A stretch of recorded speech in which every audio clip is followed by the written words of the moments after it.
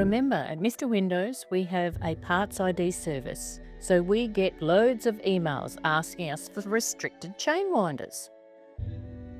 Restricted chain winders are required to minimise the opening of window capacity for awnings and casement windows to meet the slips, trips and falls legislation. Did you know many modern chain winders actually have the capacity to become a restricted opener, often meaning there is no need to replace it?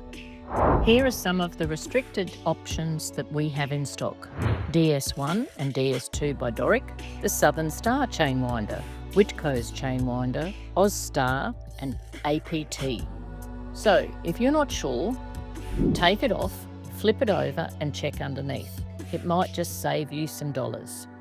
Here's how to remove your chain winder. Okay, now we're going to remove the chain winder from the windowsill. You'll just need a Phillips head screwdriver. With that done, move on and remove the bracket from the sash. This is the opening part of the window. Some brackets allow you to partially release the screws and lift the bracket up and out without removing the entire bracket from the sash. Now that you have removed it, flip it over and check underneath.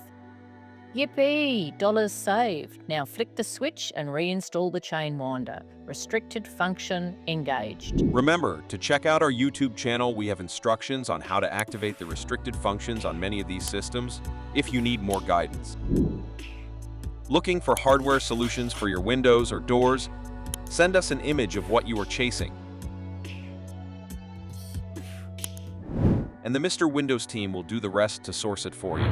Remember, any images need to be in JPEG or PDF format. Once you send us an email, our system automatically acknowledges and sends a response with your ticket number, so you feel confident the team has your request and will action it as soon as they can.